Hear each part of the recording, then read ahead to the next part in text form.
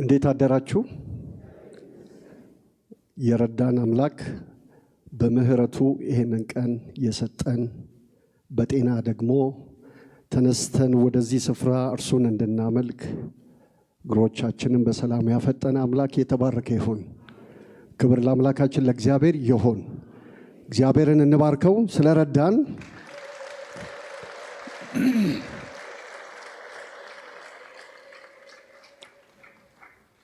ወደ እግዚአብሔር ቃል ከመሄዴ በፊት ሁል ጊዜ እንደማደርገው ስለ ሚሽን አገልግሎት ጥቂት ነገር ልናገርና ዛሬ ደግሞ ቀጣዩን ነገር እንካፈላለን አብረን። ያው በእናንተ ድጋፍ በመጽሐፍ ቅዱስ ጥናት ህብረት እንደ ቤተሰብ በግል በተለያየ መንገድ የሚሽን አገልግሎቱን የምትደግፉ ከሚሽን አገልግሎቱ ጋር አብራችሁ የቆማችሁትን ሁሉ የሰማይ አምላክ እግዚአብሔር ዘመናችሁን ይባርክ። አንድ ሚሽነሪ፣ ሁለት ሚሽነሪ፣ ሶስት ሚሽነሪ፣ 6 ሚሽነሪ ከዛም በላይ ደግሞ ያሰማራችሁ ስላላችሁ እግዚአብሔር አምላክ ዘመናችሁን ይባርክ። እናንተንም ቤታችሁንም እግዚአብሔር ይባርክ። ባለፈው ዓመት ታስታውሳላችሁ ካሉን 122 ሚሽነሪዎች 23ቱን እግዚአብሔር ረድቶን አጥቢያ ማውጣት ችለናል። ደግሞ ከስርም የመተካት ስራም ስለምንሰራ አንድ ስርጭት ጣቢያ እያለ ሌላ ስርጭት ጣቢያ ከተካ ስለማንወጣ አብረናቸው ስለምንቀጥል ከስር እየተተኩ 132 ሚሽነሪዎችን በመላ ኢትዮጵያ ልከናል። አሁን በዚህ ዓመት ደግሞ 18 ስርጭት ጣቢያዎችን ቤተ ክርስቲያን ወደ ማድረግ ሰርተናል። እግዚአብሔር ዘመናችሁን ይባርክ። እግዚአብሔር አምላክ ይባርካችሁ። እናንተ ከጎናችን ስለቆማችሁ የወንጌል አገልግሎቱ አገልጋዮችም መሪዎች ጉባኤም በመሆን ይህንን ሁሉ ስራ እውን እንዲሆን ሆኗል። የእግዚአብሔር ስም የተባረከ ይሁን። ከሁሉ በላይ የእናንተ ድጋፍ ከኛ ጋር ስላለ እግዚአብሔር ዘመናችሁን ይባርክ። ለቀጣይ ዓመት የትኩረት አቅጣጫችን ምን እንደሆነ ጥቂት ነገር ልናገርና ከዛ ወደ እግዚአብሔር ቃል ጸልየን እንሄዳለን። የቀጣይ ዓመት የትኩረት አቅጣጫችን እንደ ቤተ ክርስቲያን ምንም አይነት ወንጌል ያልደረሰባቸው ወንጌል በፐርሰንት 0 ወይም 1 የሆነበት ክርስትና ወይም ደግሞ በክርስቶስ አምኖ ክርስቶስን መከተል የሚባል ነገር ምንም የማይታወቅባቸው ስፍራዎችን ታርጌት አድርገን ዓመቱ ሙሉ እንጸልይባቸዋለን። ደግሞ እግዚአብሔር በረዳን መጠን ወደ እነዚህ ስፍራዎች እንዘረጋለን። የጌታ ስም የተባረከ ይሁን። ጥቂት ነገር ለመናገር በእነዚህ ዙሪያ ኑቢያ የሚባሉ ቦታቸው ሱዳን ቦርደር ላይ ነው። የህዝብ ቁጥራቸው 75,000 ነው። ቋንቋቸው አንዳዴ ይባላል። እምነታቸው የጎሳ እምነት ብቻ ነው። ክርስትና 0%፣ በወንጌል አማኞች 0%፣ ምንም ወንጌል ያልደረሰበት ቦታ ነው። እዚህ ቦታ ላይ ደግሞ ለመድረስ ቋንቋቸው ከባድ ቢሆንም እዛ አካባቢ ባሉ ሰዎች በመጠቀም ወደዚህ ስፍራ ለመግባት አስበናል። በጸሎታችሁ አብራችሁን እንድትሆኑ አደራ እንላለን። መጽሐፍ ቅዱስ በቋንቋቸው አልተጻፈም። ምን ያህል ከባድ እንደሆነ ላሳያችሁ ነው። የኢየሱስ ክርስቶስ ፊልም ደግሞ በቋንቋቸው አልተሰራም። እነዚህን ሰዎች መድረስ በወንጌል ምን ያህል ከባድ እንደሆነ ምን ያህል ጸሎት እንደሚያስፈልገው ለነግራችሁ ነው። አደራ ጭምር ለመስጠት ነው። ሌላው ዳሰነች የሚባል አካባቢ ደቡብ ኦሞ አካባቢ ነው ያሉት። ደቡብ ኦሞ ኢትዮጵያ አካባቢ ህዝቡ 96,800 ናቸው። ቋንቋቸው ዳሰነች ነው የሚባለው። ያላቸው እምነት የጎሳ እምነት ነው። ክርስትና 1% ነው። ወንጌል አማኞች 1% ነው ያሉት። መጽሐፍ ቅዱስ በቋንቋቸው አዲስ ኪዳን አለ። የኢየሱስ ክርስቶስ ፊልም በቋንቋቸው አልተሰራም። ስለዚህ አንዱ የምንሄድበት መንገድ ወደ አንድ ሀገር ስንገባ ይዘን የምንገባው የኢየሱስ ክርስቶስን ፊልም ነው። በተለያዩ ቋንቋዎች የኢየሱስ ክርስቶስ ፊልም ተሰርቷል። ሉቃስ እንደገና መቅደላዊት ማርያም ስለሷም የሚተርከው ያ በእጃችን አለ። እሱን በማሳየት ነው ለወንጌል በር እንዲከፈት የምናደርገው። እዚሁ ቅርባችን ደግሞ የሐረርጌ ኦሮሞዎች አሉ። እዚህ ምስራቅ ኢትዮጵያ ላይ የህዝብ ቁጥራቸው 6,859,000 ነው። ቋንቋቸው የሐረርጌ ኦሮምኛ ነው። ሃይማኖት እስልምና፣ ክርስትና 5%፣ የወንጌል አማኞች 0.0%። ምንም በወንጌል እንዳልተደረሱ ልናስብ ይገባል። መጽሐፍ ቅዱስ በቋንቋቸው በከፊል አለ። ኢየሱስ ክርስቶስ ፊልም በቋንቋቸው የለም። ባለፈው ሄደን ጥቂት አንድ ወር ለመቆየት ሞክረን የነበረው ነገር ምን ያህል አስቸጋሪ እንደሆነ ለማየት ሞክረናል። በእያንዳንዱ ቤት በሰንሰለት የታሰረ በአጋንንት የታሰረ ሰው ያለበት፣ ዙሪያውን በአጋንንት ስርዓት ያሉ ሰዎች ያሉበት፣ ምንም አይነት ወንጌል መናገር የማይቻልበት ቦታ፣ አደገኛ ቦታ እንደሆነ አይተናል። ጸሎት ያስፈልገናል። ሌላው ሶማሊያ ነው። ምስራቅ ኢትዮጵያ 23,116,600፣ ቋንቋቸው ሶማልኛ፣ ሃይማኖት እስልምና፣ የክርስትና እምነት 0.14%፣ ወንጌል አማኞች 0.03%። መጽሐፍ ቅዱስ በቋንቋቸው አለ። የኢየሱስ ክርስቶስ ፊልም በቋንቋቸው አለ። ለዚህ እግዚአብሔር ከረዳን በዚህ ክረምት ወደ እነሱ የመሄድ ጥናት የማድረግ ሐሳብ አለን። እግዚአብሔር ከረዳን ሄደን እናያቸዋለን። ያለበትን ሁኔታ አይተን ደግሞ ለቀጣይ ዓመት ሚሽነሪ እዛ ቦታ ለማስቀመጥ እናስባለን። በጸሎታችሁ አትለዩን። ሌሎቹም እንደዚሁ ኑቢያ የሚባሉ ሱዳን አካባቢ ያሉ ናቸው። የህዝብ ቁጥራቸው 75,000 ነው። እነዚህን የጎሳ እምነት ነው ያላቸው። 0%። በቋንቋቸውም ኢየሱስ ክርስቶስን ፊልም የለም። የመጨረሻ አንድ ልጨምርላችሁ። ይሄንን የምናደርገው በየእረኝነቱ ቢያንስ ሁለት እንሰጣችሁና ዓመቱ ሙሉ በእረኝነት በየትኛውም አገልግሎት በመጽሐፍ ቅዱስም ጥናት በምንጸልየው ጸሎት እነዚህን 2 አካባቢዎች እንደ ሸክም ይዘን በጸሎት አገልግሎትም ባለን የጸሎት አገልግሎቶች ሁሉ እንደ ወንጌል ስርጭት ማክሰኞ እናድራለን። ሁሉ ጊዜ ይዘናቸው በእግዚአብሔር ፊት እንጸልያለን። እግዚአብሔር በረዳን መጠን እነዚህን ሰዎች ይዘን በእግዚአብሔር ፊት እንጸልያለን። ደግሞ በወንጌል እንደርሳቸዋለን። የከረዩ ኦሮሞ የሚባሉ አሉ። ስማቸው ስለሆነ ነው የተመዘገበበት። ምስራቅ ኢትዮጵያ ላይ ነው ያሉት። ህዝባቸው 96,000 ነው። የህዝብ ቋንቋቸው ኦሮምኛ አለ። የጉንጂ ኦሮምኛ የሚባል አለ። እምነታቸው የጎሳ እምነት ብቻ ነው። ክርስትና 2.5% ነው። ወንጌል አማኞች 1.5% ብቻ ናቸው። መጽሐፍ ቅዱስ በቋንቋቸው አለ። የኢየሱስ ክርስቶስ ፊልም በቋንቋቸው አለ። ስለዚህ በዚህ ሁኔታ እነዚህን በጣም ብዙ ናቸው። ከ126 በላይ አገሮች አሉ። እነዚህን እንግዲህ የትኩረት አቅጣጫችን አድርገን እንጸልያለን። እንደ ሸክም ይዘን እንጸልያለን። ደግሞ እግዚአብሔር በረዳን መጠን ደግሞ እንዘረጋለን። ካሉን የሚሽን አገልግሎት ጣቢያዎች ከዚህ በኋላ ብናስብ የምናስበው ወደዚህ ስፍራ ይሆናል። እግዚአብሔር አምላክ ሁላችንንም ይርዳን። እንቁምና እንጸልይ።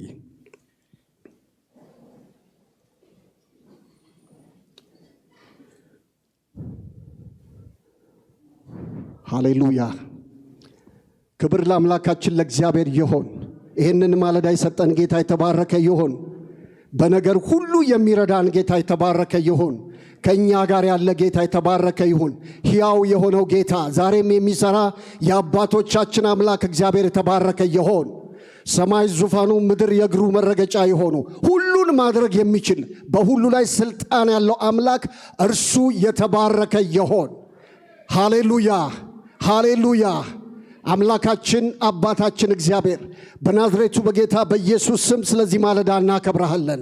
አንተ ከኛ ጋር ስላለህበት ስለዚህ መልካም ቀን ስም ይባረክ። ከማለዳ ጀምረ ስትረዳን ስለነበረ እግዚአብሔር ሆይ እንድናመልክ እንድንጸልይ በፊት እንድንሆን ቅዱሱ መንፈስ አብሮን ስለነበረ በክርስቶስ ኢየሱስ ስም እናከብርሃለን። ስለ ወንዶችና ሴቶች ልጆች ተባረክ። አቤቱ እግዚአብሔር ሆይ በጌታ በኢየሱስ ክርስቶስ ስም ስለ ባሪያዎች ስለሚያገለግሉ ስለ መሪዎች ስለ አገልጋዮች እግዚአብሔር ሆይ ስለ ቅዱሳን ሁሉ ስም የተባረከ ይሁን። እግዚአብሔር ሆይ እንኳን ባንተ ተመረጠን፣ እንኳን ባንተ ዳነን፣ እንኳን መንግሥት ተዘጋጀልን። እግዚአብሔር ሆይ እንኳን ከድቅድቅ ጨለማ ወደሚደነቅ ብርሃን አመጣህን። አቤቱ በብርሃን የምንወጣ የምንገባ ሰዎች ስለሆነን ክብር ላንተ ይሁን፣ ክብር ላንተ ይሁን። ስለ ዳንን እናመሰግንሃለን።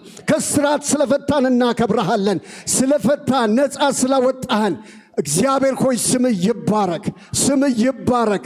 እናመልክ ዘንድ በፊት እንሆን ዘንድ ይህንን ቅዱስ መንፈስ ስለሰጠህን በጌታ በኢየሱስ ስም እናከብርሃለን፣ ከፍ ከፍ እናደርግሃለን። ስም የተባረከ ይሆን። እግዚአብሔር ሆይ ምድራችንን በፊት እናኖራለን።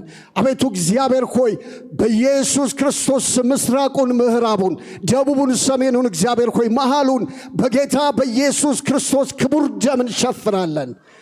ሰላም ለምድራችን ይሆን፣ ሰላም ለምድራችን ይሆን። ቋንቋን የሚደበላልቅ በተለያየ መንገድ ተጽዕኖን የሚያደርግ ነፍሰ ገዳዩ መንፈስ በስም ጉልበት የደቀቀ ይሆን፣ ስራው የፈረሰ ይሆን። በኢየሱስ ክርስቶስ ስም አለመከናወን እንዲሆን ምክር ሁሉ እንዲፈርስ በዚህ ማለዳ በጌታ በኢየሱስ ስም ከቅዱሳን ጋር ተስማምቼ ጸልያለሁ። ክፉ ምክር ከምድራችን ላይ የተገለበጠ ይሆን፣ በጌታ በኢየሱስ ክርስቶስ ስም የተገለበጠ ይሆን። ክፉ ምክር፣ ነፍሰ ገዳይ መንፈስ፣ ደም ሊጠጣ የሚወጣ መንፈስ አሁን እንኳን እየመከረ ያለ የጠላት ሥራ በጌታ በኢየሱስ ስም የተጠረገ ይሆን። ከምድራችን ላይ የተጠረገ ይሆን፣ ከምድራችን ላይ የተጠረገ ይሆን በጌታ በኢየሱስ ክርስቶስ ስም እንጸልያለን። ተስማምተን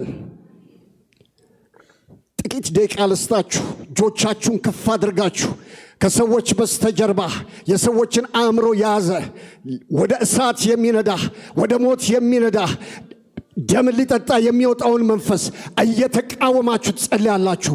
ስራው ይፈርሳል በዚህ ማለዳ። ሃሌሉያ። ተቃውሙት፣ ተቃውሙት። ከማለዳ ጀምሮ እየጸለይ እንደነበር አስባለሁ። ተቃውሙት። ስራውን አፍርሱ፣ እቅዱን አፍርሱ። የትኛውም ያሰበው ሐሳብ እንዳይከናወን በጌታ በኢየሱስ ክርስቶስ ስም፣ በናዝሬቱ በጌታ በኢየሱስ ክርስቶስ ስም፣ በጌታ በኢየሱስ ስም ልቀቅ ምድሪቷን፣ ልቀቅ ምድሪቷን፣ ልቀቅ ምድሪቷን። አትችልም፣ አትችልም፣ አትችልም፣ አትችልም፣ አትችልም። በጌታ በኢየሱስ ክርስቶስ ስም ስራ ይፍረስ። ሌቫዳና ማክራባ ጋላባዲና ማስታ ሬቫ ጋላባዳላ ቦዲራ ባጋንታ ላባዲያና ማክሌቤሬ ቤዲራ ባጋንዳ ኢላቫዳና ማክሬቤጌ ፓዲያና ፓራባንቶሎ ቦዲያስ። እግዚአብሔር ሆይ ታላቅ ስምን እንጠራለን፣ ገናና ስምን እንጠራለን፣ ሕያው ስምን እንጠራለን። የአባቶቻችን አምላክ ጌታ፣ የአባቶቻችን አምላክ፣ የአባቶቻችን አምላክ ጥንትም የነበርክ ዛሬም ያለ እግዚአብሔር ስምን እንጠራለን። በምድራችን ላይ ስምን እንጠራለን። በምድራችን ላይ ስምን እንጠራለን። ታላቁ ስምን እንጠራለን። ገናና ስምን እንጠራለን። ሕያው ስምን እንጠራለን። አቤቱ ጣልቃ ግባ፣ ጣልቃ ግባ፣ ጣልቃ ግባ። ነገሮች ወደ መልካም ይቀየሩ። ጣልቃ ግባ አቤቱ። ጦርና የጦሩን ኃይሉን እንድትሰብር በጌታ በኢየሱስ ስም ጸልያለሁ። ኃይሉ ይሰበር፣ ኃይሉ ይሰበር፣ ኃይሉ ይሰበር፣ ኃይሉ ይሰበር። አትችሉም፣ አትችሉም። ልቀቁ ምድሪቷን በጌታ በኢየሱስ ስም፣ በጌታ በኢየሱስ ስም፣ በጌታ በኢየሱስ ስም። ጦርና የጦርን ወሬን በጌታ በኢየሱስ ስም አፈረሰን፣ አፈረስን፣ አፈረስን። ሰሜኑን በክርስቶስ ኢየሱስ ክቡር ደም ሸፈነን። እግዚአብሔር ሆይ ደቡቡን በክርስቶስ ኢየሱስ ክቡር ደም ሸፈነን። ምዕራቡን በክርስቶስ ኢየሱስ ክቡር ደም ሸፈነን። እግዚአብሔር ሆይ ምስራቁን በጌታ በኢየሱስ ክርስቶስ ክቡር ደም ሸፈነን። መሃሉን በክርስቶስ ኢየሱስ ክቡር ደም ሸፈነን። በጌታ በኢየሱስ ስም አባት ሆይ ከፈቃድ ውጪ በምድራችን ላይ አንድም የክፉ ሥራ እንዳይሰራ በጌታ በኢየሱስ ስም በዚህ ማለዳ ጸለይን። በጌታ በኢየሱስ ስም በዚህ ማለዳ ጸለይን። ምድራችንን ላንተ ለታመንከው ፈጣሪ አደራ አሳልፈን ሰጠን። እግዚአብሔር ሆይ ቅዱሳንን አእምሮ ልብ የሚይዝ በተለያየ ነገር የሚያስጨንቅ የደዌ ኃይል የበሽታ ኃይል በናዝሬቱ በኢየሱስ ክርስቶስ ስም በዚህ ማለዳ የተነቀለ ይሆን። በኢየሱስ ስም የተሰጠው በሽታ አሁን እንኳን እያስጨነቃቸው ያለ የደዌ ኃይል በናዝሬቱ በኢየሱስ ክርስቶስ ስም የተነቀለ ይሆን። በኢየሱስ ስም የተነቀለ ይሆን። በኢየሱስ ስም የተነቀለ ይሆን። በናዝሬቱ በጌታ በኢየሱስ ስም እኔ ጸልያለሁ። የደዌ ኃይል በስምህ ጉልበት የደቀቀ ይሆን። መዳኗን በሰውነቱ አወቀች እንደሚል ቃልህ አሁን ፈውስ እንዲያልፍ እኔ እለምንሃለሁ። አሁን የማዳን እጅ እንድትዘረጋ እለምንሃለሁ። ስም የተሰጠው በሽታ ይንከባለል ይንከባለል። አእምሮን ሁሉ የሚያልፍ እግዚአብሔር ሰላም አሁን ቅዱሳንን እግዚአብሔር ሆይ እንዲሸፍን በኢየሱስ ስም ጸልያለሁ። አሁን ምሕረት እንዲሆን ጸልያለሁ። አሁን ቸርነት እንዲሆን ጸልያለሁ። እናመሰግንሃለን፣ እናከብርሃለን። ደግሞ እጆቻችንን እንዘረጋለን። እግዚአብሔር ሆይ በዚህ ዓመት የ12ኛ ክፍልን እግዚአብሔር ሆይ ፈተና የሚፈተኑ ወንዶችና ሴቶች ልጆችን ወጣቶችን እግዚአብሔር ሆይ በፊት እናኖራለን። በጌታ በኢየሱስ ስም ማስተዋልን ስጣቸው፣ ጥበብን ስጣቸው፣ ዕውቀትን ስጣቸው። እግዚአብሔር ሆይ ያጠኑትን ማስተዋል ይችሉ ዘንድ በኢየሱስ ክርስቶስ ስም ማክሰኞ በሚኖራቸው ፈተና አንተ እንድትረዳቸው በኢየሱስ ስም ለታመንከው ፈጣሪ አደራ አሳልፈን እንሰጣቸዋለን። ከየትኛውም ከሚያስደነግጥ አእምሮ ልባቸውን ከሚይዝ ከጠላት ሥራ ሁሉ እንድትታደጋቸው በኢየሱስ ስም ጸለይን። አባት ሆይ ክብር ላንተ ይሆን። ደግሞ ሕያው ቃልን ባርክልን። በቃልህ ውስጥ እግዚአብሔር ሆይ ያለውን የመጽናናት ኃይል እግዚአብሔር ሆይ በቃል ውስጥ ያለው ብርሃን እግዚአብሔር ሆይ በዚህ ማለዳ እንዲገለጥ ከሰው ልጆች ይልቅ በምክር ግሩም የሆንክ ጌታ በዚህ ማለዳ ወደ ያንዳንዳችን እንድትመጣ ተናጋሪው መንፈስ ቅዱስ ለውስጥ ለልብ እንድትናገር አቤቱ እግዚአብሔር ሆይ ከሚጥመጣው ቃል የተነሳ ከምትናገረን ቃል የተነሳ ሌላ ምዕራፍ መሄድ የምንችልበት አቤቱ እግዚአብሔር ሆይ ካለንበት ችግር ውስጥ መከራ ውስጥ መውጣት የምንችልበት በዚያ ውስጥ መጽናት የምንችልበትን አቅምንም ጉልበትንም ጸጋንም እንድሰጠን በኢየሱስ ክርስቶስ ስም ጸልያለሁ። ስም የተባረከ ይሁን። ይሄው ባሪያዎችን አባቶችን፣ እናቶችን፣ ወንድሞችን፣ እህቶችን፣ አገልጋዮችን ሁሉ እኔንም ለታመንከው ፈጣሪ አደራ አሳልፌ ሰጠው። ክብር ላንተ ይሁን። መገኘት እስኪታወቀን ድረስ ከሁላችን ጋር ይሁን። ይሄንን ሁሉ ጻድቅ ካህን አድርገህ በሾምከው ተመልሶ በሚመጣው በእግዚአብሔር ልጅ በኢየሱስ ክርስቶስ ስም ጸለይን። እግዚአብሔር ይባርካችሁ።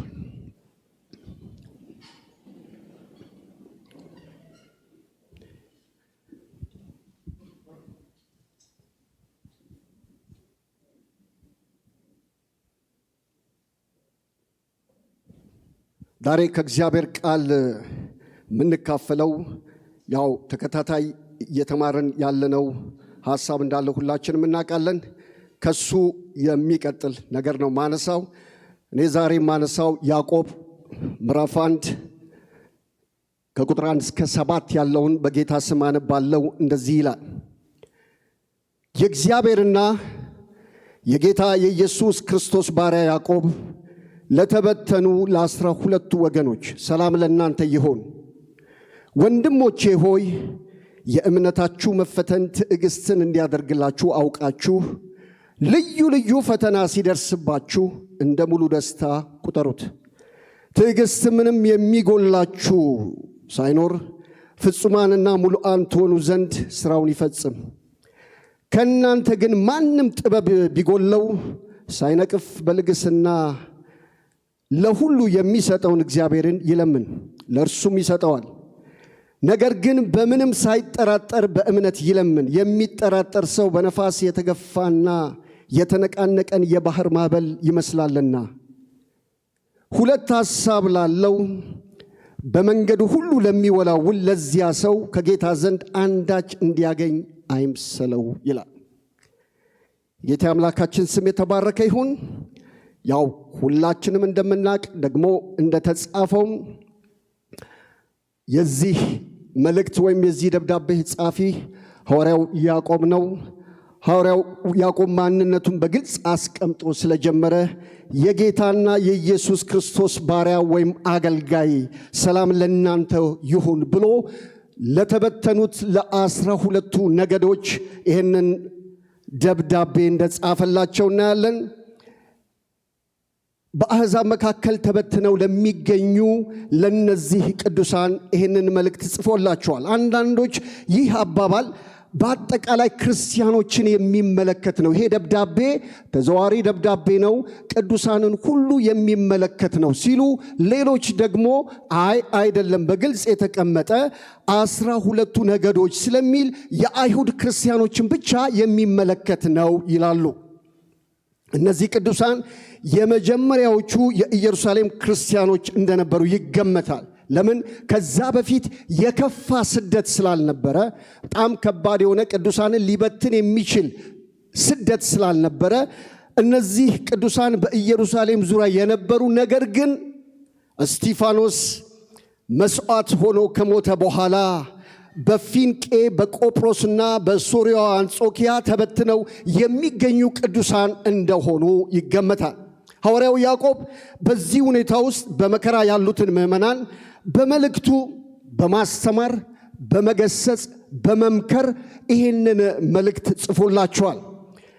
መልእክቱን ሲጀምር የሚጀምርበት ዋና ሐሳብ ወንድሞቼ ሆይ ብሎ ይናገራል። ወንድሞቼ ሆይ ልዩ ልዩ ፈተና ሲደርስባችሁ ብሎ ይሄ ወንድሞቼ የሚለው ሐሳብ ምንም መልእክቱ የተግሳጽ ቢሆን፣ ምንም መልእክቱ በተለያየ ችግር ውስጥ ላሉ የገባቸውን ትክክለኛውን ሕይወት እንዲኖሩ የሚያሳስብ ቢሆን እንኳን በፍቅር ግን ቅዱሳንን ሲመክርና ወደ ትክክለኛው ነገር ሲመልሳቸው እንመለከታለን። ዛሬ ለምትጽፉ ርዕሴን በጽኑ እምነት መኖር ብየዋለሁ። ሲርሱን አብረን እንበለው። በጽኑ እምነት መኖር። አይሰማም? በጽኑ እምነት መኖር። ራሱን የእግዚአብሔርና የጌታ የኢየሱስ ክርስቶስ ባሪያ ወይም አገልጋይ ብሎ የጠቀሰው ይሄ አዕማድ ከሆኑት መካከል የሆነ እንደገና ከመጀመሪያዎቹ ሐዋርያት መካከል የነበረ እንደገና በሥጋ ደግሞ የጌታ ወንድም የሆነው ሐዋርያው ያዕቆብ ነው ይህንን መልእክት የጻፈው። ግን እዚህ ጋር ትሕትናውን ያሳያል። በሥጋ ምንም የአምላካችን የጌታችን የኢየሱስ ክርስቶስ ወንድም ቢሆን እንደገና ከሐዋርያቱ መካከል ቢሆን አሕማድ ከተባሉት መካከል እንኳን ቢሆን ራሱን እኔ እንዲህ ነኝ ብሎ አልጻፈም። ትምክት አናይበትም። ራሱን ከፍ የሚያደርግ ነገር አናይበትም። ዝቅ ብሎ እኔ የእግዚአብሔርና የጌታ የኢየሱስ ክርስቶስ ባሪያ ነኝ፣ አገልጋይ ነኝ ብሎ ሲጀምር ነው የምናየው።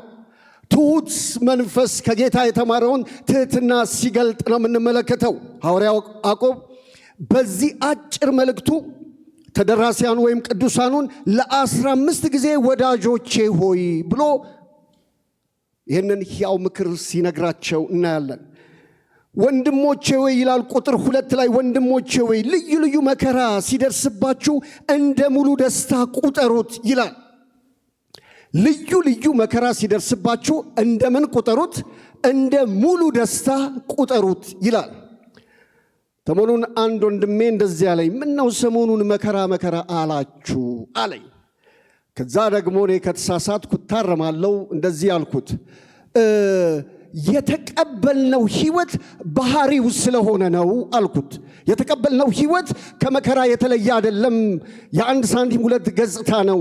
ክርስቶስ ኢየሱስን እንደ ግል መድኃኒት አድርገ ከተቀበልክ፣ በእውነት ክርስቶስ እግዚአብሔርን እየመሰልክ ለመኖር ከወደድክ መከራ አለ አልኩት። ለዚህ ነው በምንም አይነት ነገር ውስጥ ብንሆን፣ በምንም አይነት ነገር ውስጥ ብንማልፍ እግዚአብሔር ሕያው የሆነው ጌታ ስለሚረዳን ከመከራ የጸዳ ሕይወት የማንኖረው ለዛ ነው። እግዚአብሔር ግን ከሁሉ ያድነናል። ሃሌሉያ።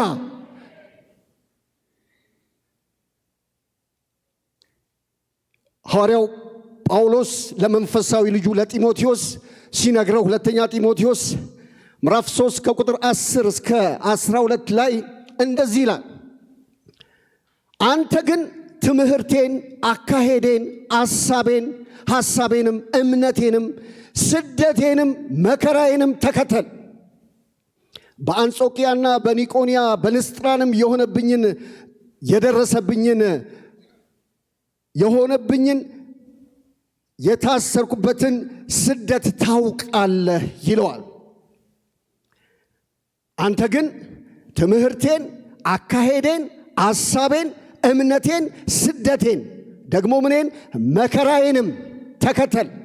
በአንጾኪያና በኒቆንያ በልስጥራም የሆነብኝን የታገስኩትንም ስደት ታውቃለህ ይለዋል። ምን ይላል? ጌታ ግን ከሁሉ አዳነኝ ይላል። የእግዚአብሔር ስም የተባረከ ይሁን። ትዝ ይላችኋል ጳውሎስ ከወንጌል የተነሳ ከተቀበለው ሕይወት የተነሳ ዕለት ዕለት ወደ ምኵራብ ይገባል። ደግሞ የሞተ እስኪመስላቸው ድረስ ቀጥቅጠውት ሲያበቃቸው ሞቷል ብለው ሲያበቁ ይሄዳሉ። እንደገና ደግሞ ይነሳና ጳውሎስ ምን ይላል? በብዙ መከራ የእግዚአብሔር መንግሥት ልንወርስ ይገባናል ይላል። የተቀበልነው ሕይወት ባህሪ ነው። በእውነት ክርስቶስ ኢየሱስን እየመሰልን በዚህ ምድር የምንኖር ከሆነ ስደት አለ፣ መከራ አለ፣ ስቃይ አለ። እግዚአብሔር ሰው ዳዊትም እንደዚህ ይላል፣ የጻድቃን መከራቸው ብዙ ነው፣ እግዚአብሔር ግን ከሁሉ ያድናቸዋል ይላል። የጌታ ስም የተባረከ ይሁን። በዚህ ምድር ስንኖር በልዩ መከራ ውስጥ እናልፋለን። ያዕቆብ በዚህ መልእክቱ አንድ ነገር አላለንም። ያዕቆብ በዚህ መልእክቱ ፈተና ወይም መከራ ጥሩ ነው አላለንም። እንደገና ሕመም ወይም ስቃይ ጥሩ ነው አላለንም። መከራን ውደዱም አላለንም። ምንድን ያለን? እንደ ክርስቲያን እንደዳነ በክርስቶስ ኢየሱስ አምኖ እንደዳነ ሰው እንደተጠራ ሰው በዚህ ምድር ስትወጡ ስትገቡ ልዩ መከራ ይደርስባችኋል። ነገር ግን ይሄንን መከራ ቁጠሩት አለን። ቁጠሩት። ምን ብለን እንቁጠር? ይህ በእምነት አይን ማየት ይፈልጋል። በእምነት አይን ማየትን ይጠይቃል። አሁን ያለው መከራ ወይም ፈተና ስቃይ ሳይሆን እግዚአብሔር በዚያ ውስጥ የሚሰራውን ስራ ተመልከቱ የሚል ምክር ይመክራል። ታልፋላችሁ፣ ልክ ነው፣ የጥሪው የህይወቱ ባህሪ ነው። ነገር ግን ስታልፉ አንድ ነገር እንድታዩ ወይም አንድ ነገር እንድትመለከቱ እፈልጋለሁ። በምታልፉበት ሁኔታ ውስጥ እያላችሁ እዩ። ማየት የሚገባችሁ ነገር አለ። እግዚአብሔር ሳይ በመከራ ውስጥ እያለፍን ነው።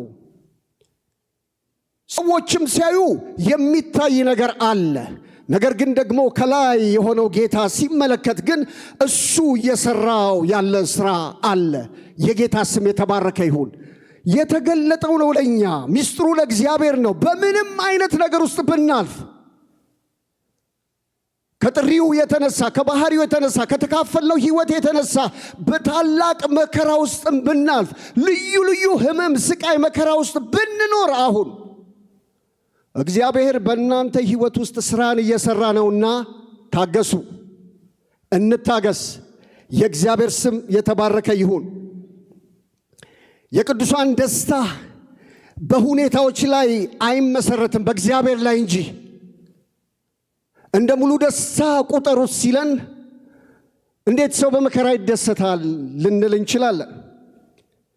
እንዴት በስቃይ ሰው ይደሰታል ልንል እንችላለን።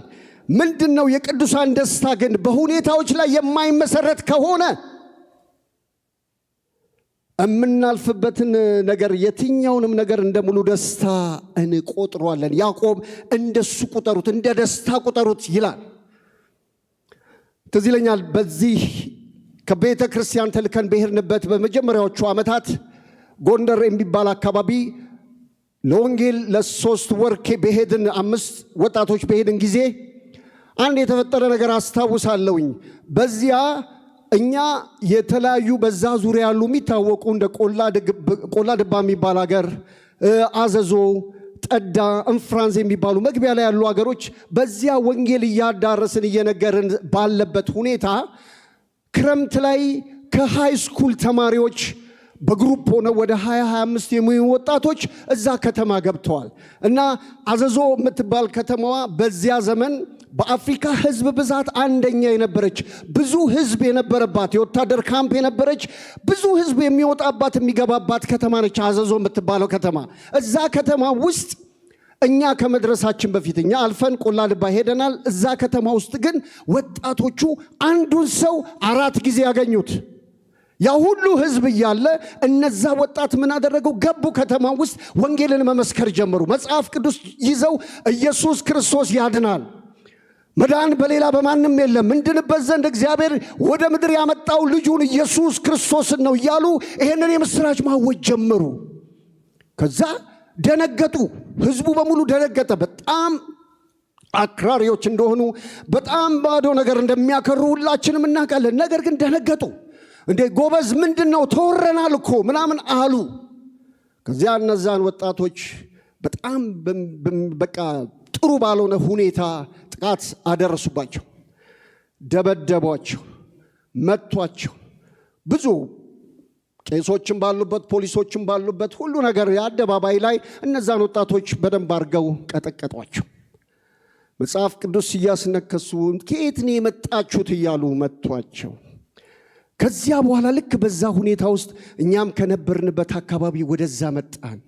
ስንመጣ ግርግር አለ። ምንድነው እሱ ብለን ወደዛ ስንገባ እንዲህ አይነት ነገር ተፈጥሯል። እኛ ገባን። ትንሽ ከነሱ በእድሜም ደግሞ አንዳንድ ነገሮችን አንደርስታንድ በማድረግ ከነሱ ስለምንሻል እኛ ገባን። ፖሊሱን ጠራን። ሕገ መንግስቱ የሃይማኖት ነፃነት እንደሰጠን ታውቃለህ። እኛ የመስበክ እናንተ የመስማት ያለ መስማት መብት አላችሁ። ግን የትኛውንም ነገር በዚህ መልኩ ማስተናገድ ግን ሕገ መንግስቱ አይፈቅድላችሁም አላቸው። እናንተ የታጠቃችሁ ማለት ፖሊሶች ናችሁ፣ ህዝብ ልትጠብቁ እያላችሁ እናንተ ቆማችሁ እንዴት እንዲህ ይሆናል ብለን እነሱን ከሰስናቸው። እዛ ደነገጡና አረጋጉት ነገሩን በሙሉ። ወጣቶቹን ግን እንደምንም ብለን ወደ ጎንደር ከተማ ወሰድን። መካነ ኢየሱስ ቤተክርስቲያን እንዲተኙ አደረግናቸው፣ እንዲያርፉ። ከጥቂት ሰዓታት በኋላ ግን ወደዛ መጣን። ወደዛ ስንመጣ ልጆቹ ተኝተው ምን ነው ምን አረኩ ምናምን ይላሉ፣ ይባንናሉ። በጣም በቃ ከነበረው የተነሳ ጭንቀት ሁሉም ላይ ነበረ። ከዚያ ቀሰቀስናቸው፣ ሁሉንም ቀሰቀስናቸው። ከዛ እንዲያልናቸው በጣም የታደላችሁ ሰዎች ናችሁ። ስለ ወንጌል መከራ መቀበል መታደል ነው። ወንጌል በእናንተ ምክንያት እዚች ከተማ ላይ ቤተ ክርስቲያን ትመሰረታለች። ይሄ ትልቅ ዕድል ነው። የተናገራችሁት ወንጌል ይበቅላል፣ ዘርታችኋል፣ ይበቅላል። ይሄ መታደል ነው። ማንም ሰው አላገኘውም። እንዲህ ስለ ወንጌል ስለ ጌታ መሰደድ መከራ መቀበል መታደል ነው አልናቸው። በእውነት ያንን ቀን እስከ ዛሬ ድረስ ያከብሩታል። ማለት ማክበር ፈልገው ሳይሆን እነሱን ለማጽናናት ጸሎት ተጀመረ። ጸሎት ሲንጀምር ሊትራሊ እንደዚህ በአየር ላይ ልጆቹ ይነሱ ነበረ፣ በመንፈስ ቅዱስ ይሞሉ ነበር። እግዚአብሔር መንፈሱን በመካከላችን አኑሮ ነበር። ያ ሁሉ መከራ ያ ሁሉ መደብደብ ረስተውት በእግዚአብሔር መንፈስ ተሞልተው ይጸልዩ ነበር፣ እግዚአብሔርን ያመሰግኑ ነበር። የእግዚአብሔር ስም የተባረከ ይሁን። መከራ እንደማይደርስብን የሆነ መተማመኛ አልሰጠንም። ባህሪው ነው። ወንጌል ባህሪው ነው። ስንሄድ ስንመሰክር ስደት አለ፣ መከራ አለ። እግዚአብሔር ግን ከሁሉ ያድነናል። የጌታ ስም የተባረከ ይሁን። ለዚህ ነው ጥንት ዝማሬዎቻችን እንደዚህ የሚሉ ነበሩ። መከራ እንደሚያልፍ የጊዜውም ሐዘን እንደምንራመድ ሁሉን ነገር አልፈን ለቅሶ በዝማሬ ሐዘን በደስታ እንደሚለወጡ ተናግሯል ያ ጌታ። ሃሌሉያ! ክብር ለእግዚአብሔር ይሁን፣ ክብር ለእግዚአብሔር ይሁን። መከራ በደስታ ይለወጣል። መከራ አይቀጥልም። አንድ ቀን ይሄ መከራ ይቆማል። ይሄ ስርዓት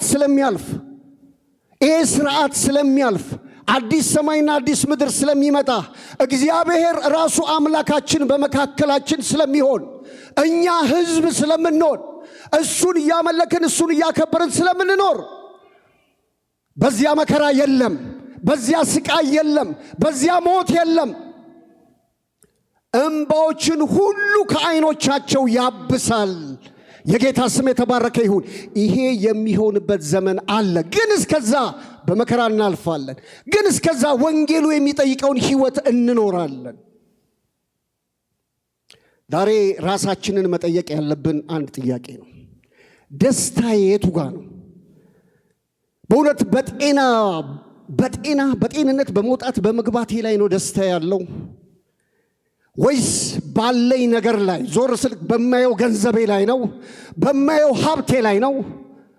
ባለኝ በሚታይ ነገር ነው ደስታ ያለው ብለን ራሳችንን ልንጠይቅ ይገባል። ወይም በጣም በተሳካልን ጥሩ በሆነልን ስራ ነው? ደስታችን የቱ ጋር ነው ያለው?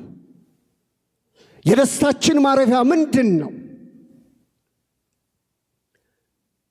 በክርስቶስ ኢየሱስ በማመን የሚመጣ የትኛውም መከራ፣ የትኛውም ስቃይ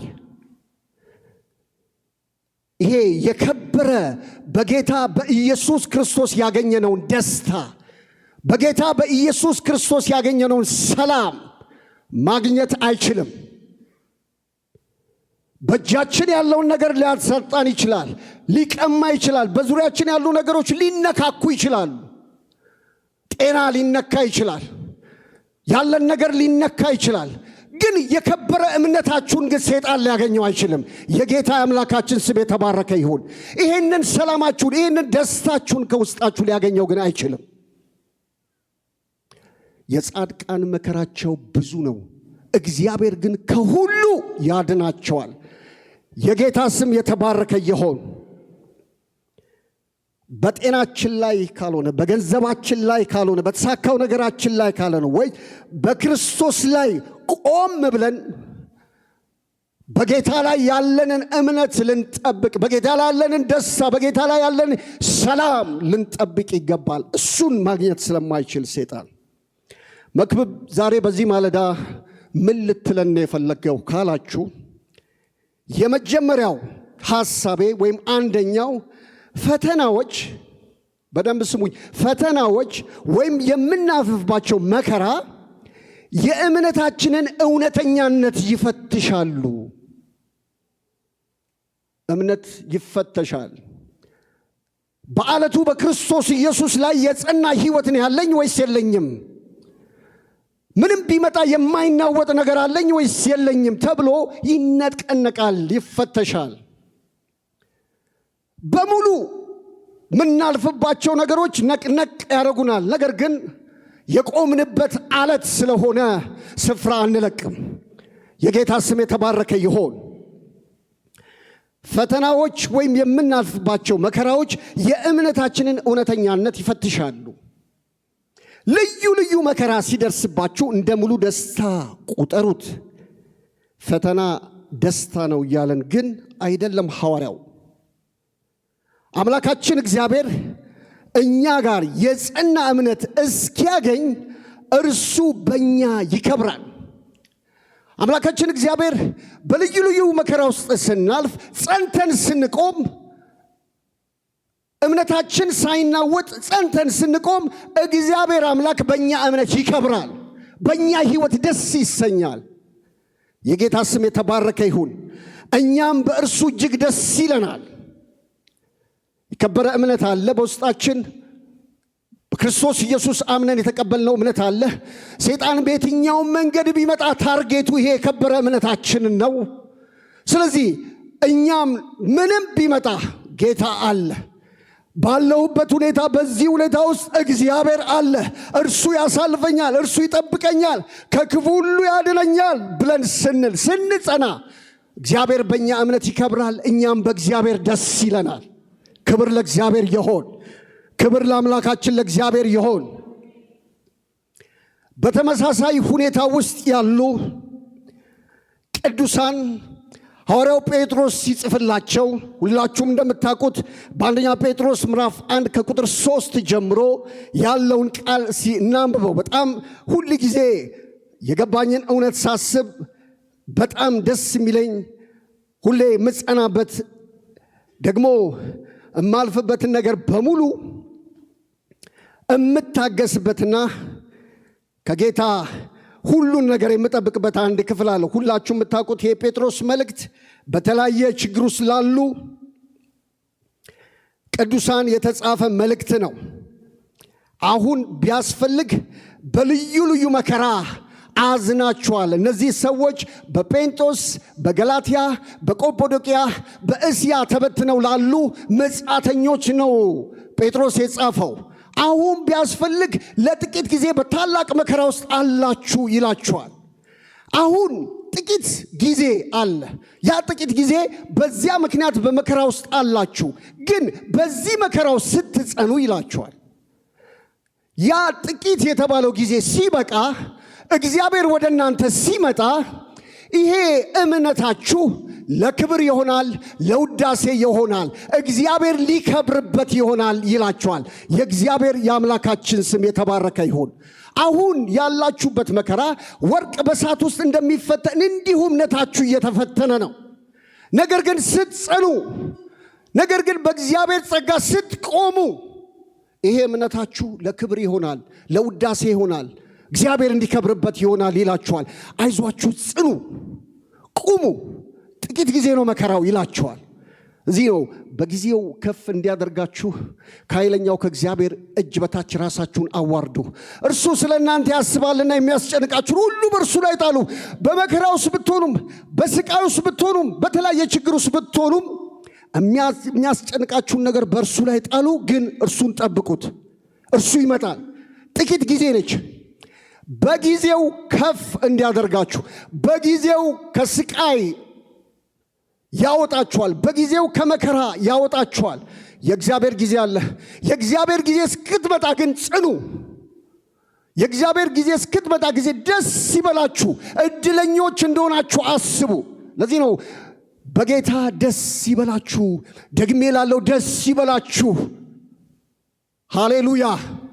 በመከራ መደሰት የሚቻለው፣ በስቃይ መደሰት የሚቻለው የጌታ መንፈስ ከኛ ጋር ሲሆን ነው። የእግዚአብሔር ጸጋ ከኛ ጋር ሲሆን ነው። ደግሞ ያቺ ጊዜ ስታልፍ ይሄ የከበረ እምነታችን ለምስጋና፣ ለክብር፣ ለውዳሴ ስለሚሆን ነው። የጌታ የአምላካችን ስም የተባረከ ይሆን። በእምነት መጽናት ውስጥ ደስታ አለ። በገባን እውነት በመቆም ውስጥ ደስታ አለ። እዚህ ክፍል ላይ ግልጽ በሆነ መንገድ ቁጥር 2 እና 3 ላይ እቺን ትንሽ ከፈት ማድረግ ስለሚፈልግ ከቁጥር 2 እስከ 3 እንደገና ደግሞ ከቁጥር 13 እስከ 15 የተጠቀሰው መከራ ልዩነት አለው። የመጀመሪያዎቹ ከቁጥር 2 እስከ 3 ላይ ያለው መከራና ከቁጥር 13 እስከ 15 ያለው መከራ ልዩነት አለው። በመጀመሪያ ላይ የተጠቀሰው በክርስቲያኖች ላይ በእምነታቸው ምክንያት ከውጪ የሚነሳው መከራ ነው የሚናገረው። ቁጥር 2 እና 3 ላይ ያለው ቁጥር 13 እና 15 ላይ ያለው ደግሞ ምንድን ነው የሚለው? ኃጢአትን ለማድረግ የውስጥ ከሰው ልብ የሚመነጭ ፍላጎትን ለማሳየት ጥቅም ላይ ውላው ይሄ መከራ። የመጀመሪያው ከእምነታቸው የተነሳ የሚደርስባቸውን ስደት ወይም መከራ ሲናገር፣ ሁለተኛው ግን ሰው ከልቡ በሚፈልቀው ይሄ ምኞት ጸንሳ ኃጢአትን ትወልዳለች፣ ኃጢአትም ሞትን እንደሚል ይሄ ከሰው ልብ የሚመነጭ ከስጋ ከዙሪያችን ካሉ ነገሮች የሚመጨው በዚህ ጉዳይ በዚህ መልኩ የሚመጣውን መከራ አይደለም መጽሐፍ ቅዱስ የሚለው።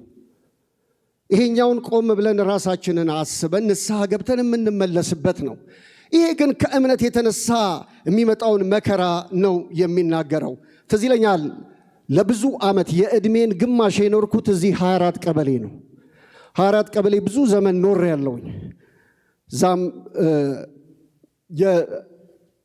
የቤተሰቦቼን ቤት ዘመዶቼን ቤት እዛ ስለሆነ እዛ ብዙ ዘመን ኖር ያለውኝ ቀበሌው አካባቢና አንድ ጊዜ ትዝ ይለኛልና ማታ ላይ ያው 24 ቀበሌ በምን እንደሚታወቁላችንም እናውቃለን። አሁን ላይ ያ የለም፣ ግን በጣም ኃይለኛ የሆነ ጩኸት 1 ሰዓት ተኩል አካባቢ ላይ ጩኸት ይሰማል ይባላል።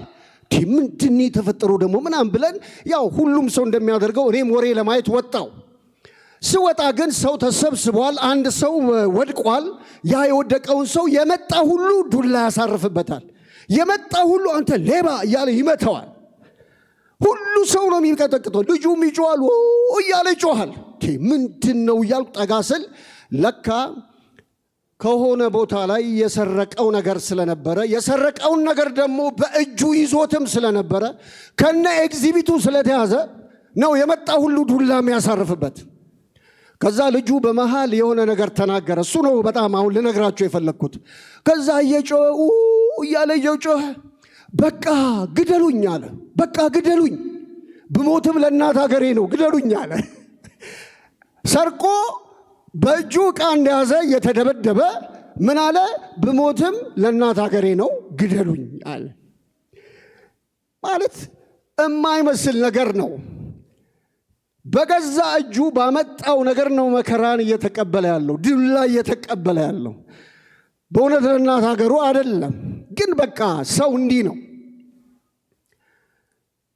ምናልፍባቸው እንደ ቅዱሳን ለምናልፍባቸው ነገሮች በሙሉ ከጌታ ዘንድ ጸጋ አለ። እንደ ተጠራ ሕዝብ መጽሐፍ ቅዱስ እንደውም ጸጋ አለ አይለንም። በደንብ ስሙኝ እዚች ጋር መጽሐፍ ቅዱስ የሚለን የተትረፈረፈ ጸጋ አለ ነው የሚለው። የጌታ ስም የተባረከ ይሁን። በምንም ነገር ውስጥ ብናልፍ እግዚአብሔር የተትረፈረፈ ጸጋ ሰጥቶናል። ሁለተኛ ሐሳቤ በጽኑ እምነት መኖር እያለን ነው። በጽኑ እምነት ለመኖር ሁለተኛው ሐሳቤ የፈተናው ወይም የመከራው ዓላማ ጽናትን ማፍራት ነው። በእኛ ሕይወት ውስጥ ፈተና ወይም መከራ የሚመጣው ጽናትን ለማፍራት ነው። ጸንተን እንድንቆም ነው። ጥሪያችን ነው። የጥሪው ባህሪ ነው ብያችኋለሁ። ስለዚህ ከዚህ ከተካፈልነው ሕይወት የተነሳ በተለያየ ነገር ውስጥ እናልፋለን። ነገር ግን መከራ ወይም ስቃይ በዚያ ውስጥ ስንጸና፣ በዚያ ውስጥ ጠንክረን ስንቆም በእኛ ሕይወት ውስጥ ጽናት ይፈጠራል። ይሄ ጽናት ይበዛልናል።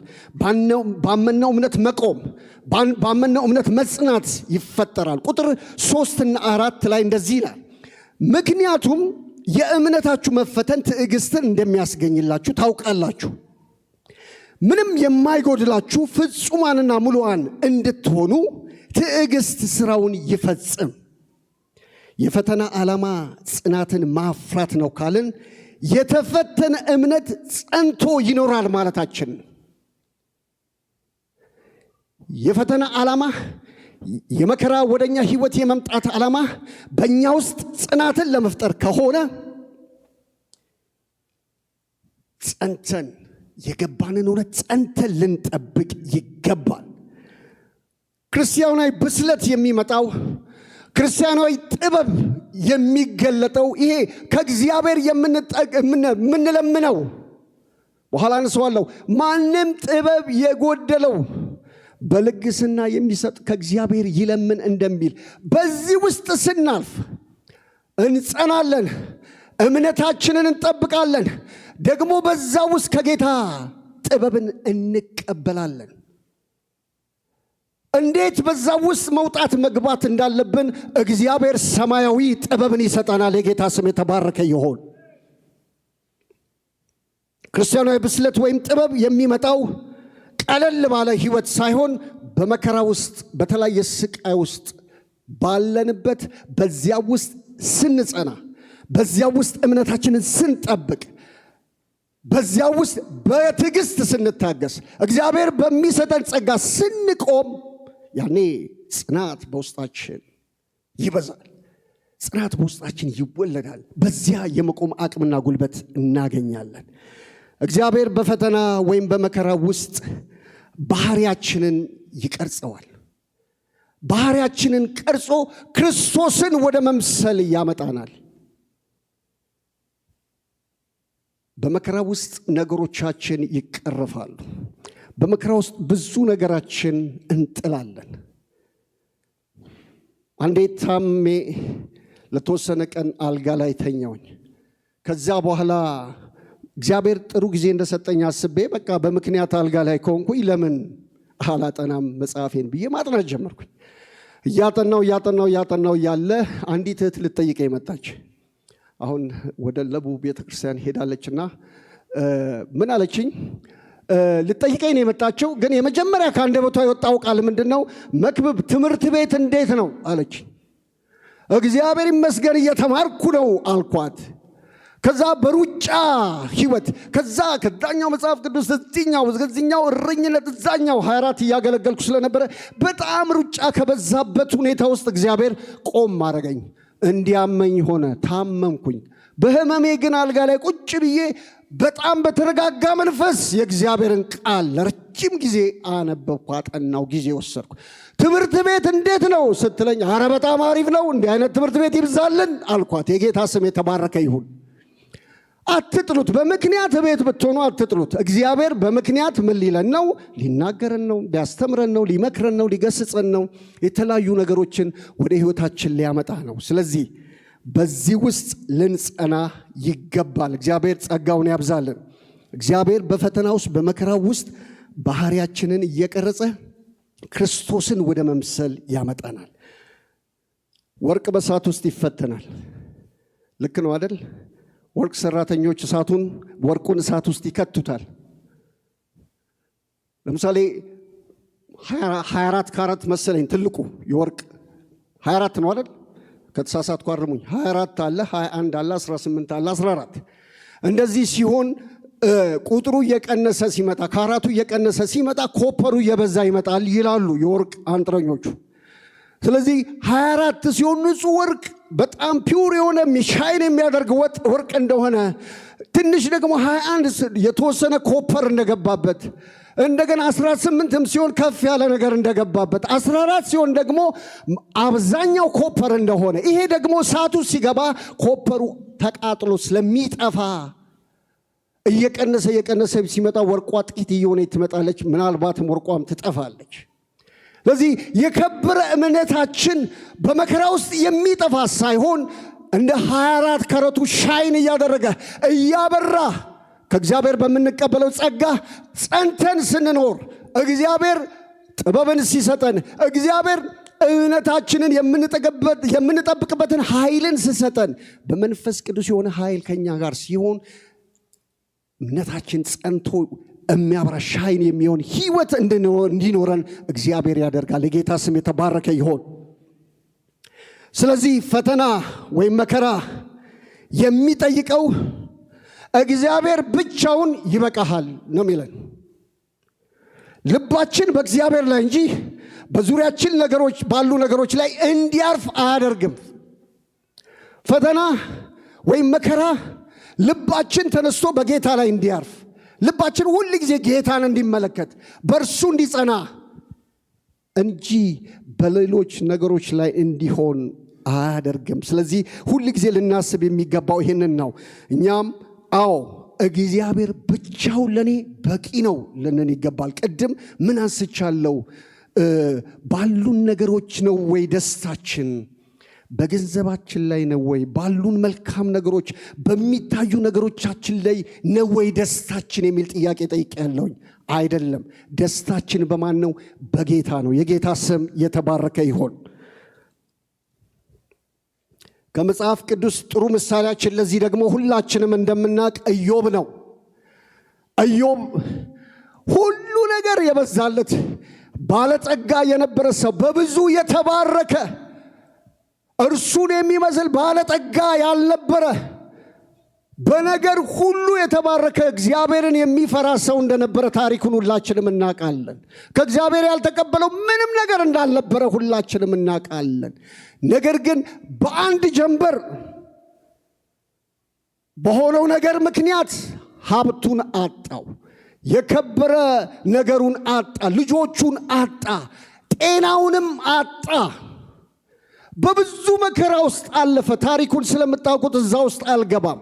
ልነግራችሁ የምፈልገው ነገር ግን በዚህ ነገር ሁሉ ውስጥ እያለፈ ኢዮብ የተናገረው ነገር አንድ ነው። እግዚአብሔር ሰጠ፣ እግዚአብሔር ነሳ፣ የእግዚአብሔር ስም የተባረከ ይሁን አለ። የጌታ ስም የተባረከ ይሁን። በእውነቱ ወገኖቼ ደስታችን ከእግዚአብሔር በምንቀበለው ነገር ሳይሆን በራሱ በእግዚአብሔር ነው። ሃሌሉያ! የደስታችን ምንጭ፣ የደስታችን ማረፊያ እግዚአብሔር ነው። ሌላ ደስታ የለም። ሌሎች ደስታ የለም ልላችኋል። ገንዘብ ጥቂት ደስታ ሊሰጥ ይችላል። ያሉ ነገሮች ጥቂት ነገር ግን ዘላቂ ደስታ ሊሆን ግን አይችልም። ዘላቂ ሰላምና ደስታ የሚገኘው ሕያው በሆነው አምላክ በእግዚአብሔር ብቻ ነው።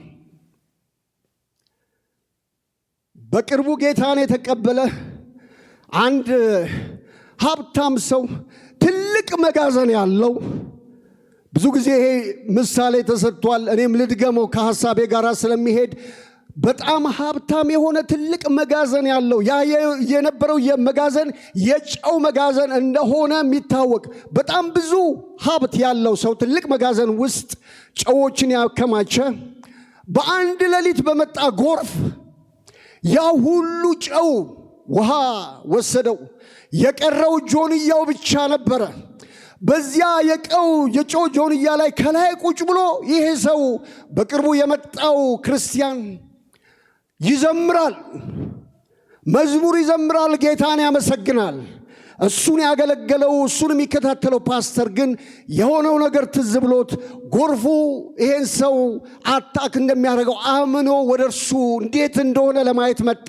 ሲመጣ ከፍ ያለው ጆንያ ላይ ቁጭ ብሎ ይዘምራል ይሄ ሰው።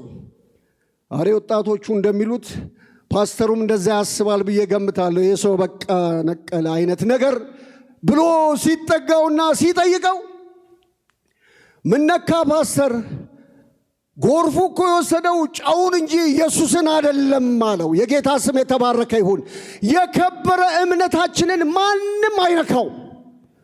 አሜን። ይሄንን ህይወት መከራ አይደለም፣ ጭንቀት አይደለም። ጳውሎስ ያለን ትዝ ይላችኋል። ሞት ቢሆን፣ መከራ ቢሆን፣ ጭንቀት ቢሆን፣ የትኛውም ነገር ይሄንን ከውስጣችን ሊያወጣ የሚችል ማንም የለም። ጎርፉ የወሰደው ጨውን ነው፣ የከበረ እምነቴን አልወሰደውም። ጌታ እኮ ከኔ ጋር አለ አለው። የእግዚአብሔር ስም የተባረከ ይሁን። ቅዱሳን፣ ብዙ ጊዜ የእኛ ጸሎት ጌታ ሆይ ይሄንን ችግሬን፣ ይሄንን መከራዬን አስወግድልኝ፣ አንሳልኝ። የሁል ጊዜ ጸሎታችን ይሄ ነው። እግዚአብሔር ግን በዚህ ችግር ውስጥ፣ በዚህ መከራ ውስጥ እቀርጻለሁ፣ እሰራለሁ፣ ፍጹም ወደ መሆን አመጣለሁ፣ ወደምፈልገው ማንነት አመጣለሁ። እንግዲህ የተቀበልነው ህይወት ባህሪው ይሄ ነው። ትዝ ይላችኋል በዮሐንስ ወንጌል ምዕራፍ 17 ላይ የመጨረሻውን ጸሎት ለደቀ መዛሙርቱ ጌታ ኢየሱስ ክርስቶስ ሲጸልይ የጸለየው ጸሎት አባት ሆይ ከዓለም እንድታወጣቸው ሳይሆን በዓለም እንዳሉ እያሉ እንድትጠብቃቸው ጸልያለሁ አለ። ደግሞ የዚህ ዓለም ገዢ አንዴ ወደ ጌታ ኢየሱስ ክርስቶስ መጣ። ጌታ ኢየሱስ ክርስቶስ ሲናገር ምን አለ? የዚህ ዓለም ገዢ ይመጣል፣ በእኔ ዘንድ አንዳች የለውም አለው። የጌታ ስም የተባረከ ይሁን። የዚህ ዓለም ገዢ ይመጣል፣ በእኔ ዘንድ ግን አንዳች ነገር የለውም። ግራውንድ የሚያደርገው ነገር የለም፣ ምንም ነገር የለውም። እኛን ቢዞረን ሰይጣን ምን ያገኝ ይሆን? ደስታችን፣ ሰላማችን ያለ ነገራችን ላይ ይሆን? እሱን ከነካካብን ይሄኛው ይነካብን ይሆን? ይሄ ይነቃነቅ ይሆን? እግዚአብሔር ጸጋውን ለሁላችን ያብዛልን። ጸንተን የምንቆምበትን አቅምንም ጉልበትንም ጸጋንም እግዚአብሔር ይስጠን። እግዚአብሔር ከምናልፍበት ይልቅ በዚያ ውስጥ የምንማረውን ያስባል። ሁሌ ከምናልፍበት መከራ፣ ከምናልፍበት ስቃይ፣ ከየትኛውም ነገር ይልቅ እኛን የሚሰራበትን ነገር እግዚአብሔር ያያል። አይዞ ልጄ በርታ፣ ልጄ ሆይ በርቺ፣ አይዞሽ፣ ጥቂት ጊዜ ነው፣ እኔ እመጣለሁ፣ ይህን ነገር አነሳዋለሁ ወይም ደግሞ በቃ እለዋለሁ። መከራችንን እግዚአብሔር በቃ ይበለው። ጊዜው ሲደርስ እግዚአብሔር በቃ ይለዋል። የትኛውም ነገር ህመም ቢሆን፣ ስቃይ ቢሆን፣ መከራ ቢሆን፣ ማጣት ቢሆን፣ የትኛውንም ነገር የጊዜ ጉዳይ ነው። እኔ ብዙ ጊዜ ተናግሬው አላቅም፣ ዛሬ ግን ልናገረው። አንድ ጊዜ ከብዙ ዓመት በፊት ነው፣ እዚሁ 24 እያለሁ ክረምት ላይ ነው፣ ከ25 ዓመት በፊት ነው። ቤተ ክርስቲያን አባል ብቻ ነኝ፣ አገልጋይም አይደለሁም። ያኔ በወጣት አገልግሎት ተፍ ተፍ ምል ሰው ነኝ። በዛ ጊዜ ማለዳ ወደ ቤተ ክርስቲያን ልመጣ ተነሳውኝ። ከዚያ በኋላ እየመጣው ያለ ክረምት ነው፣ ኃይለኛ ዝናብ ዘነበ።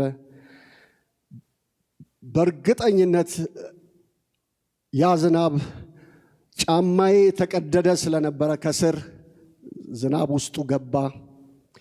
ከዚያ በኋላ የምናመልከው እዚህኛው አዳራሽ ሳይሆን እዛኛው ስለነበረ በጣም ይሞቅ ስለነበረ በጣም በቃ ሙቀቱ የነበረው ነገር ሁላችንም የነበር እናስታውሳለንና እዛ ውስጥ በዚህ ሁኔታ ውስጥ ሆኜ ማምለክ እንደማልችል ገባኝ። ማለት እኔ ማምለክ ብቻ አይደለም ቅዱሳንንም እንደምረብሽ ገባኝ። ስለዚህ ጌታ ሆይ እኔ እየሄድኩ ያለሁት አንተን ላመልክ ነበር፣ ግን በዚህ ሁኔታ እመለሳለሁ። እኔ ቤቴ ጸልያለሁ፣ ግን የምመለሰው ለዚህ ነው። ጌታ ሆይ ሰምተኛል አይደል ብዬ ሄድኩኝ። ሄጄ ተንበረከኩኝ እና እዚህ ቅዱሳን ሲያመልኩ እኔ ጸለይኩኝ። የጸለይኩትን ጸሎት እስከ ዛሬ ድረስ አረሳው። እግዚአብሔር ሆይ በዚህ ጉዳይ ዳግመኛ በፊትህ አልቆምም፣ ደግሞ ስጠኝም ብዬ አልለምንህም። ለብሼ አድርጌ ጥሩ ልብስ፣ ጥሩ ነፍስ፣ ንጹህ ነገር ለብሼ እጄ ላምልክን ያልኩት ግን አልቻልኩም፣ ተመልሻለሁ። ነገር ግን ዳግመኛ በዚህ ጉዳይ ፊትህ አልቀርብም ብዬ ጸለይኩኝ። ያው አምላክ ምስክሬ ነው። ዳግመኛ በሱ ጉዳይ በፊቱ አልቀረብኩም። እግዚአብሔር ለአንዴና ለመጨረሻ ጊዜ ያን ችግሬን አነሳው። ምክንያት ፈጠረና አንድ ሰው ወደ እኔ ላከ። በዛ ሁኔታ ውስጥ ያሉ ነገሮች በሙሉ እንዲፈቱ ሆነ። የእግዚአብሔር ስም የተባረከ ይሁን። እስከ ዛሬዋ ድረስ በዛ ጉዳይ በፊቱ አልቀረብኩም። ሁል ጊዜ ንጹህ መሆን እፈልጋለሁ። ሁል ጊዜ ንጹህ ነገር መልበስ እፈልጋለሁኝ። እግዚአብሔርም ደግሞ ሁል ጊዜ ንጹህ ያደርገኛል። የጌታ ስም የተባረከ ይሁን። ይሄ ምንም ማለት አይደለም፣ ግን እግዚአብሔር በህይወታችን የሚያመጣቸውን ነገሮች በሙሉ እንድንማርበት፣ እንድንቀረጽበት፣ እንድንሰራበት። የብሩም የወርቁም ባለቤት እግዚአብሔር ነው። ምድርና ሞላዋ በሙሉ የእርሱ ነች። ለኛ መስጠትን አቅቶት ሳይሆን በዚያ ውስጥ የሚናገረንን፣ በዛ ውስጥ የሚሰራንን ስራውን እንድናየው ነው። በእውነት በእግዚአብሔር ፊት እነግራችኋለሁ፣ ከምንም ነገር አትጎሉም።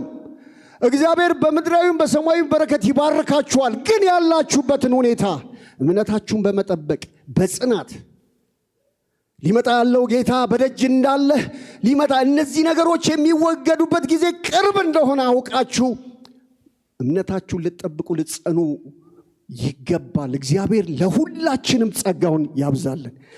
የመጨረሻ ሐሳቤ በፈተና ወይም በመከራ ጊዜ የሚያስፈልገንን ጥበብ እግዚአብሔር ይሰጠናል። አሜን። በመከራ ውስጥ ሆኜ፣ በስቃይ ውስጥ ሆኜ፣ በተለያየ ነገር ውስጥ ሆኜ እግዚአብሔርን ስለምን አይ መክብብ ላንተ አይሰጥም አይልም። መጽሐፍ እንደሱ አይለንም።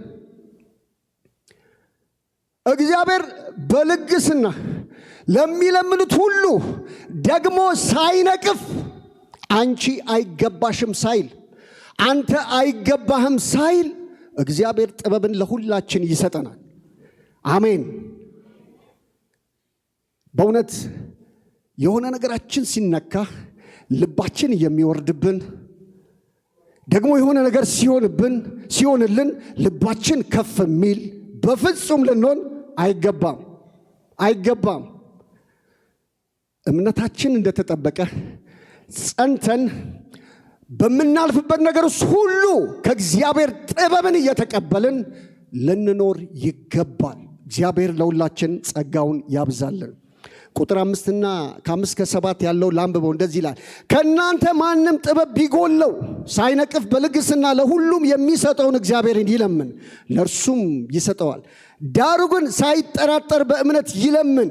ምክንያቱም የሚጠራጠር ሰው በነፋስ እንደሚገፋን እንደሚናወጥ የባህር ማዕበል ነው። ያ ሰው ከጌታ አንዳች ነገር አገኛለሁ ብሎ አያስብ። እርሱ በሁለት ሐሳብ የተያዘና በመንገድ ሁሉ የሚወላውል ነው ይላል።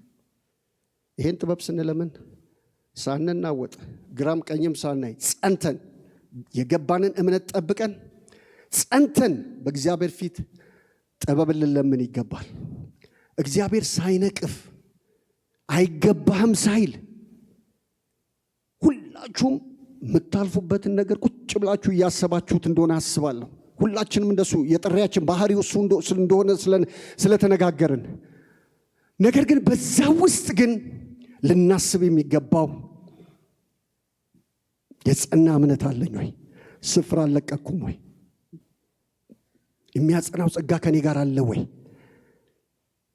እግዚአብሔር በዛ ውስጥ ጥበብን እንለምነው። ጥበብን ስንለምን ከዚያ ውስጥ መውጫውን ወይም በዛ ውስጥ እንዴት እሱ መጠበቅ እንዳለብን እግዚአብሔር ሰማያዊ ጥበብን ይሰጠናል። ይሄ እዚህ ጋር የተገለጠው ጥበብ ይሄ የእውቀት የሆነ ጥበብን አይደለም የሚናገረው። በዚህ በመከራ ውስጥ ግን ስናልፍ እግዚአብሔር በመከራ ውስጥ ልንጸና እምነታችንን ልንጠብቅ የሚገባውን እሱን ጥበብ ነው እየተናገረን ያለው። ስለዚህ ቅዱሳን መከራ ፈተና ውስጥ ስንሆን ይህ ሁኔታ እንዴት ልለፈው ሳይሆን እንዴት ልመልከተው፣ ይህንን ሁኔታ እንዴት ልለፈው፣ እግዚአብሔር ከዚህ ውስጥ አውጣኝ፣ እግዚአብሔር ከዚህ አድነኝ ይባላል፣ ይጸለያል፣ አውቃለሁ። ግን እንደርሱ ሳይሆን እግዚአብሔር የመጣውን ነገር እንዴት ልየው፣ በመንፈሳዊ በተከፈተ አይን የልቦናችን አይኖች በርተው ብንመለከተው ያ ነገር በህይወታችን ምን እያለን እንደሆነ፣ እግዚአብሔር ምን እየተናገረን እንደሆነ፣ እግዚአብሔር ምን ሊያስተምረን እንደፈለገ፣ እግዚአብሔር የትኛውን ነገራችንን ሊቀርጸው እንደፈለገ፣ ሊመክረን ነው፣ ሊገስጸን ነው፣ ሊያጸናን ነው፣ ሊመልሰን ነው፣ እሱን ማየት እንድንችል እግዚአብሔር የልቦናችን አይኖች ያብራለን። እግዚአብሔር ጸጋውን ያብዛለን። ይሄ ጥበብ ሰማያዊ ጥበብ ነው። ይሄ ጥበብ ያለንበትን ነገር በታላቅ መከራ ውስጥ ሆነን ግን መከራውን እንዳናስበው የሚያደርግ እግዚአብሔር በእኛ ህይወት ሊገልጥ ያለውን ነገር ማየት እንድንችል የሚያደርግ ጥበብ ነው። እግዚአብሔር ጸጋውን ያብዛልን። በፈተና በመከራ ውስጥ የዚህ በዚህ መልእክት ዋና መልእክት ወይም ዋና ሐሳብ ምንድነው ካላችሁኝ፣ በፈተና ወይስ በመከራ ውስጥ ደስ ይበላችሁ ማለት ከላይ እንደተመለከትነው በስቃዊ ወይም በመከራ መደሰትን አይደለም። ነገር ግን እግዚአብሔርን በፈተና ወይም በመከራ ውስጥ የእምነታችንን እውነተኛነት በትዕግስት መጽናትን እንዲሁም ደግሞ የሚሰጠንን ጥበብ በማሰብ እንድንኖር ለማሳሰብ ነው ዛሬ የቆምኩት ማለት። በምንም አይነት ነገር ውስጥ እንለፍ የእምነታችንን እውነተኛነት ስለሚፈተሽ በትዕግስት ጸንተን እግዚአብሔር በሚሰጠን ጥበብ ልንወጣ ልንገባ ይገባል። እግዚአብሔር ለሁላችን ጸጋውን ያብዛልን። እግዚአብሔር ማስተዋልን ይስጠን። ደግሞም መጽሐፍ ቅዱስ ስለ ጥበብ ሲናገር የጥበብ ሁሉ መጀመሪያ እግዚአብሔርን መፍራት ነው ይላል። የጥበብ ሁሉ መጀመሪያ ማንም ሰው ቢጠበብ የትኛውም ዕውቀት የትኛውም ነገር ቢኖረው እግዚአብሔርን የሚፈራ ማንነት ከሌለው ዋጋ የለውም። እንዲህ ነው የሚለው የጥበብ ሁሉ መጀመሪያ እግዚአብሔርን መፍራት ነው፣ ሰነፎች ግን ጥበብንና ተግሳጽን ይንቃሉ ይላል። እግዚአብሔርን መፍራት ከሌለ ሰው ሰነፍ ይሆናል።